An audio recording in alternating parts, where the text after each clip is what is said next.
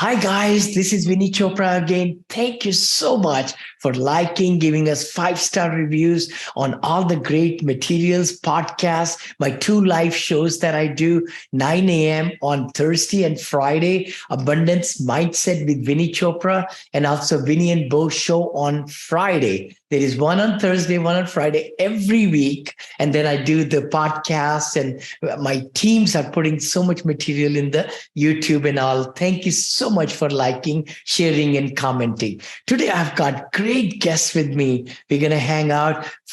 Dr. Felicia Froe is in the house, and I want to give her a really good introduction. She's the founder and CEO of Money with Mission. She works with investors to help them to deploy capital into alternative investments, and we'll dig into those and we'll help them to reach their financial goals. She's currently working with investment partners on a variety of real estate and business related ventures. Her investment philosophy is to empower women and men alike to reach their investment goals while improving the communities. I think that's so important, right there, underlying in which they invest. And Dr. Felicia has received her MD from the University of Missouri, right there in Columbia, and has been a practicing urologist for 25 years. And as we were discussing, she's part-time doing that and more into this. And Dr. Froe was inducted into the 2001 class of the Kansas City Business Journal's Women Who Means Business. And she's also a best-selling author and a speaker. I'd like to really welcome her. Dr. Felicia, so nice to have you. Thank you, Vinney. Thank you, Vinney. Yeah, and I've been a urologist for almost 30 years now. I guess I got to redo my bio. It's like time just keeps flying. Oh my gosh. No, it's so nice to have you on the show. And I love that the mission that you have, Money with Mission and empowering, women and men alike to really be looking at where they're investing money and how. So give us a little background about your upbringing and all, and how we got deviated or turned into this one as a big mission of yours. Yeah. And one of the reasons that I am so passionate about women, number one, I am one, but as I went to school, got a great job. I wanted to go to medical school. It was truly what I wanted to do. Yeah. Started in practice. And it was about less than 5 years into practice when I realized it wasn't going to be the last thing I was ever going to do. Mm-hmm. And that was a scary thought. It's like thing just came to me. It's like, you're not done yet.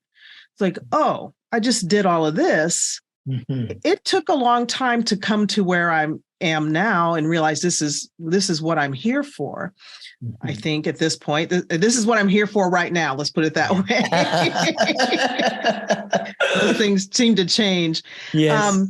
And it was me realizing that if I had decided, if that thought came to me 5 years into medicine and I had there had no financial way to not practice, I had to keep practicing. So that was actually the second reason. The first reason was from my mother, who stayed in a relationship, a marriage that was detrimental to her. And one of the reasons she did was financial. She didn't feel she had the ability to take care of herself and us financially. So she stayed there. Yeah. And just those things in my life have made me not ever want anyone, and particularly women, to have to be in that situation. So having those multiple streams of income give you the options that you need.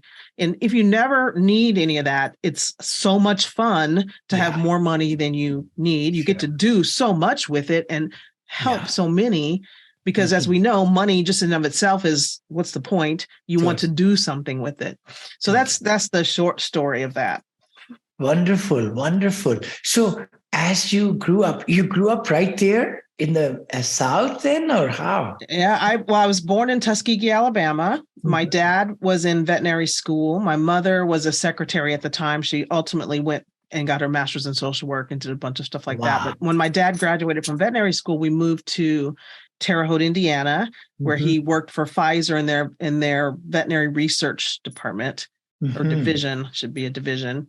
And then he got transferred to Kansas City, which is where I graduated from high school, went to college in Columbia, Missouri, medical school in Columbia, Missouri, and then started all my travels to all the different places I practiced medicine. Oh, wonderful, wonderful. So let me kind of, when did you start Money with Mission, the whole crusade, let's say? Yeah. So I'm going to start back a little further than that. We started our real estate investing journey because it took a while to get to Money with Mission, right? Yes. I read Rich Dad, Poor Dad, I think in 2004, given to me by a woman who had started her own insurance company for truckers, whole trucker line insurance, did really well. I bought a building with some other physicians that we practiced in. So that was my first real foray into real estate investing. And then read the book, Rich Dad, Poor Dad, which, like so many other people who read that book, it just opened your eyes to money and how things really work, assets, liabilities, all those different things. Sure. And we started out buying single family houses after another woman helped me do that, mostly by giving me the confidence by taking away all the risk from it. She's like, if you don't buy it, I'm going to buy it. If you buy it and you can't rent it, I'll buy it from you. So took away all the risk from it. Yeah. We started we bought 18 houses in 2 years. Yes. And they were in all various forms of rehab when 2008 happened and we realized how poorly capitalized we were. Yeah. And after digging a really, really, really deep hole, we had to walk away from all of that. So that was a very, very hard time, 2008 through 2010 for us. And for me, let me just put it to me now. Sure. And was when I realized like real estate wasn't the problem. My knowledge was the problem. And what I didn't know was the problem. So started getting more involved with real estate investing groups and real estate investing clubs and learning more and more and more. Yeah. And just getting to understand real estate investing, learned about syndications, learned about just so many different things. So I've done apartment building syndication, resort syndication, all these different things that were good and fun and learning about syndication, but were not filling me. Didn't feel like where I'm supposed to be. Kind of like it was actually the same feeling I have about medicine. I can do this and I can do it well, but is this what I'm supposed to be doing? Yeah.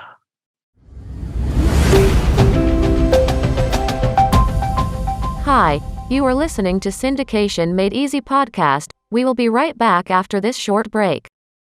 Hi, thank you so much. This is Vinney Chopra, and thank you for subscribing to my podcast and YouTube channel and Facebook pages and all the great things, and LinkedIn. Connect with me. I come live to you every Friday at 9 Pacific with Vinney and Bo Show. Please also look at that. And also the podcast, which is my Apartment Syndication Made Easy. The book I wrote a couple of years back became international top seller on Amazon International now. And then we like to bring great guests for you every week or twice a week sometime to give you a lot of great knowledge. So please subscribe. You give us 5-star reviews on the iTunes. The better the guests we can bring, and our ranking will go higher also. Thanks again for following us and really getting the most out of it. Please comment, like, share, because we would love to bring better and better material for you. I ultimately went to a course just through all the different networking that we do about residential assisted living. And I know you know quite a bit about that. Yes. And that started the stir. This is what I'm supposed to do. We can do well with our investment, and we can do good by helping other people with that model of the smaller built home, a nice community for elderly. It gives the family better peace of mind, so they know their father's not in a gigantic facility with long corridors and white walls and one person to take care of 50 people. That kind of thing is. Anyway, that was the beginning of Money with Mission. So I can't even remember what year that was, 2017, 15, 16, somewhere in there, where Money with Mission was actually born. The name didn't really come about until much later than that, but that's where the initial thing was. after the assisted living, then once it came to me that is my thing was doing well and doing good and helping other people do the same, things just started pouring in. I got introduced to people doing really interested in doing and having really good food for people in the Midwest, home, locally grown, nutritious food that can help so many things in health, which is the next part that came. This just all starts coming together, right? Yes. So, I'm a physician. I want people to do well. I'm not the medicine, give you medicine kind of doctor. I'd rather you change your lifestyle kind of doctor. Yes. And part of not having diabetes or improving your diabetes and your high blood pressure and your overweightness and all those different things is how you eat. Yep. I was introduced to a group who was building or looking to put indoor controlled farming here in Tulsa, Oklahoma, where I live now. And we also put a grocery store in North Tulsa where there had not been a grocery store for 10 years. Wow. And there had been a study that showed that people in North Tulsa lived 11 years less than the people in the rest of Tulsa. Wow. Of course, lots of reasons for that. But one of them has to be that where you got your produce and where you got your food was Dollar General and Dollar Tree, Dollar Quick Trip, fast food restaurants all over the place. Sure. Our grocery store now is in the midst of about 15 fast food restaurants, full service, good produce. So that kind of thing drives me. And I'm still on that kind of path of bringing good food, indoor controlled farms to different places so that local residents can have locally produced food. Yes. Wow. So packing it on so many different levels, right? You decrease carbon footprint because your food doesn't have to go as far. Sure. Less risk for so many different things. There's the water part gets kind of taken out of it. There's so many different things. There's a lot that this is where I am now. And I can talk, I'm working with a company about helping with water and helping with education, helping with health. And there's so many different things to do. I love it. Wow. So as you see the progress, this is amazing. I think it's so wonderful what all different things you have been exposed to. You are gravitating to something which is really going to be for the next 10, 15, 30 years. Yes. Yeah, I see it. And that's just like, all of us do our syndications, whatever we're doing, we're all in there. Yeah. The syndicators that I know. Yeah. And I know that in the news, you hear about people, slumlords and that kind of thing. But the people that, if you really know a syndicator who's doing well, they are doing well. Yes. And they are helping in the neighborhood. So if it's about an apartment building or assisted living like you do, that apartment building is being rehabbed and made better. So that neighborhood is all doing better. So I just think private equity investing in this, like we're doing, and is just the way to go for this kind of thing. And the government helps for sure, but it's private companies that are going to make us really a really better place. For sure. Let me kind of take you to another angle. So as you see in the future, with the market where it is today, 2023, there are some shifts happening, as you know. It's been a seller's market, and even in businesses or properties or wherever, everybody was riding high, bull. And now with the adjustment is coming down, how it will help you in your business? Well, we always have to eat. Yeah, that's right. Just like we need the shelter over our head for food is always going to be a thing. Yeah. And the other thing is for me is like things change and they always change. We went from how you could buy anything in 2006, 2007, you could buy. Yeah. And then 2008 came and everything just kind of fell down. Oh, yeah. And we lived through that.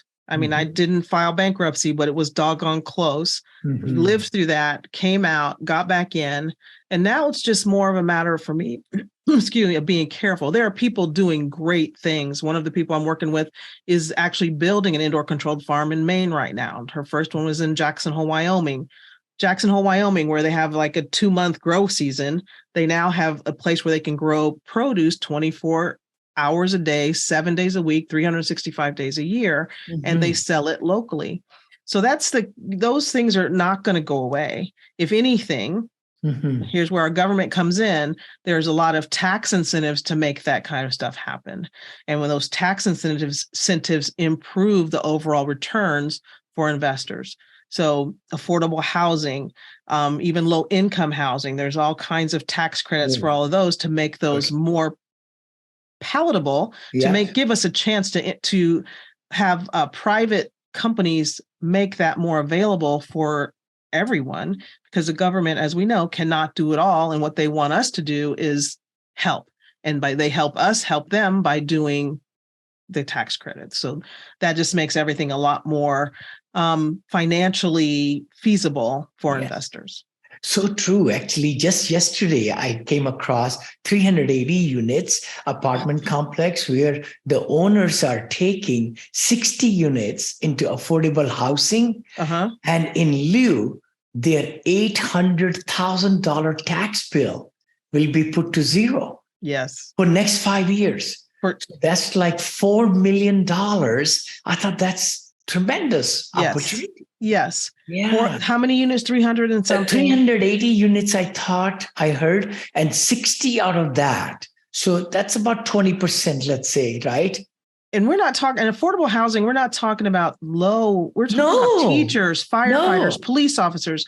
That's affordable housing. Those folks. Yes. So, I mean, I just don't want people to think slums and that kind of thing. That's not what we're talking about. This is middle A-class American building, people. by the way. This is A-class building. That's where they're, the taxes being that high that the local county and the state is able to offer. You're so right. Yes. Yeah.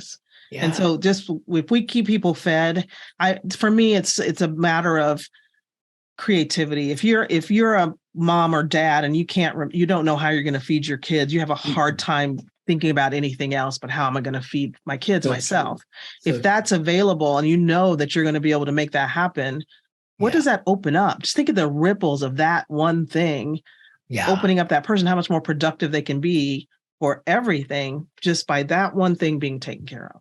So true. So true. No, this is very, very good discussion. And I hope everybody listening to us is also feeling and seeing, again, it's good one thing to invest money and then forget about it and have streams of income. It's another thing to really put the money in the right hands so that they are able to bring value to the, all parts of life. Like in your case, you're saying about the nutritional farms, the businesses, you mentioned senior assisted livings that you are doing and I'm doing, again, giving something for a good cause so that our seniors can get very good living conditions, all that. Of course, affordable housing, huge. I live near San Francisco, right here in Bay Area. And I know my partners, some of them are working in this Los Angeles area where a lot of tax credits everywhere. Everywhere there are tax credits and to make good for the humanity all around us. Yes. It just lifts everybody. Everything gets better when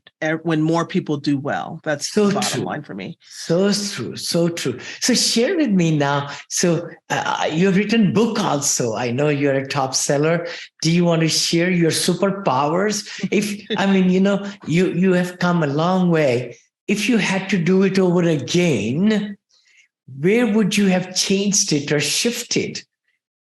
I think I don't know that I could have done anything differently as far as my path. I think it took my path through medicine to get me to where I am. Because when I decided to start leaving medicine, it was what about this is going to help me go further. And the one thing was being able to actually build relationships fairly quickly. So when you go to your doctor's office, you have to build a trust fairly quickly to be able to really help someone. Sure. And like I said, I'm not here's a pill doctor. I really want to understand what's going on. And that has to happen quickly because we don't have that much time in our appointment. So that's actually what I love about medicine the most is that meeting new people, building those relationships. And that's what I love about real estate investing is these relationships for life. It's not a transaction for me. We're going to work together and we're going to be together and I'm going to walk through every single thing with you, good, bad, and ugly. Yeah. Because that's the way it is. We are in it together. So I don't know. I think if I could go back and be in my 20s, 30s, 40s again, and I'm telling you how old I am, 20, 30s, 40s again. Now, hold on. I don't know if you know how old I am. I don't know. I'll be 71 in August. Wow. Okay. You're not, we're not that far apart, really. I think I would walk forward with less fear, maybe. Yes. Although, the more I think about it, fear is always there. It's just you can't let it stop you. So you have fear, you're scared. It tells you you're doing something new, something you've never done before. So true. Just go forward. I think I would go faster. That's what I wouldn't let fear keep me back as much as I've let it keep me back, even though ultimately I walk through that. It takes a while sometime to talk yourself into it. So true. So true. I think we all are destined, our past and future. This is amazing. I would love to share this to all the audience. I bring this, hourglass. That's the future. And it's going to the present right there. And this is the past. So actually, if we really dwell too much on the past, we cannot really overcome the fear and all the things that we need to do in the present. Because what really shapes the future is right over here in the narrow neck, moment by moment by moment. But when this is time up there, passes through the present into the past, a lot of us really spend so much time, energy, and get focused and get clobbered, what's the cables? I mean, we are under, we are tied to the past so much. Yes. Yeah. Yes, that fear. Yes, the fear. I know you that is fear. 100%. That is the fear, Yes, and that's what I don't know if you again. I'm so glad. I wish I had seen your book also. I wrote this book, Positivity Brings Profitability. Yes, nice. Which has really kind of helped my wife. We've been married 42 years, 43 this year. And don't miss that one. Yeah, I know. So she said that, Vinney, you got to write this, because I wrote a book on syndication before this, which is on Amazon also. But the key thing has been the syndication is a good world if we put the money in the right place. Yes. And you have to have your mindset. You have to really, before you start putting your money somewhere, know what you want to do with that, what that money is supposed to do for you. It's not a blind thing, because you'll end up in places you don't ever want to go. Yeah. So that first step is getting the mind right for everybody, whether you're going to be an active syndicator or passive. What do I want this money to do? Right. And then start sending it out for yourself. It's very important. And then not being afraid. You can't, I don't know if you can make fear go away, because I'm still afraid. I just don't let it, or work hard not to let it keep me back. That's so true. So true. I think overcoming fear, of course, is to make the best decisions with all the research and everything. And like in real estate, in my case, it's underwriting, and your case also, to look at the whole business plan. Is it sound? Is it conservative? If things fell apart, what will be the outcomes? All that, right? Yes. But the action cures fear. Once we make the decision, if it's the right or the wrong, I always say that after we make the decision, what we do, that will make it right or wrong. Yes. That is very true. Very true. And that you 100% have to make a decision. Sitting there in it only prolongs the fear, prolongs the anxiety that you have, because you're wondering what's going to happen in the future. Sure. One thing I tell my clients is, people get frustrated with me because I ask, what's the worst thing that can happen? Mm-hmm. How can I lose all my money? And they tell you how you can lose, this is how you could lose all your money. Yeah. And then my thought is, can I tolerate that? Yeah. And if I can tolerate that, if I know I can overcome that, then let's go forward. Let's do it. Yeah. It's just, it becomes a much easier thing if you really think about worst case scenario. Yeah. Worst case scenario, I lose $50,000. Can I overcome that? It's going to be painful, or I'm going to be hurt, and I'm going to be sad, and you're going to have all the emotions you have around losing $50,000, $100,000, $200,000. Yeah. But money's everywhere. That's the other piece of the mindset is money is everywhere, and you make it all the time. Totally. So true. I have to work on that too, you guys. It's not an easy mindset. I think it's all, what we are doing every day, small baby steps to be able to really overcome the fears, the gumptions, the attitude changes, and all Yes. those things. Those Yes. are 100%. It's been such a wonderful time spending with you, Dr. Felicia Froe. And how can people reach you? Yeah. Hey, moneywithmission.com is our website. You can go there, look for, we have a few opportunities on there, things that are going on, different things to invest in. And we have an investor club coming.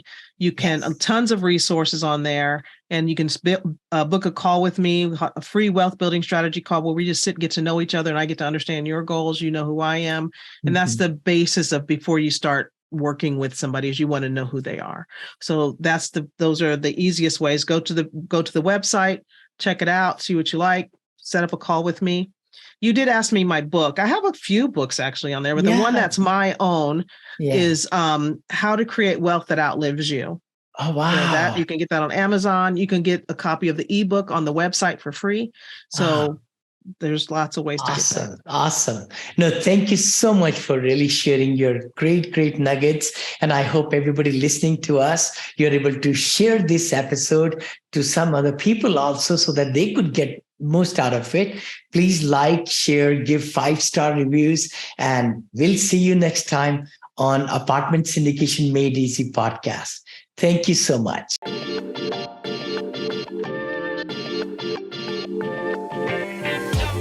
Thank you again, for joining Vinney Chopra this week on this podcast. And please subscribe, share, give comments, and give 5-star rating if you can on iTunes, because that really helps a lot for us to bring great guests. And also iTunes raises our rankings up. And I hope you have been very happy with Vinney Chopra and team, who are able to bring great information. If you would like to invest with us, please go ahead and go to vinneychopra.com/invest. Thanks again. God bless you.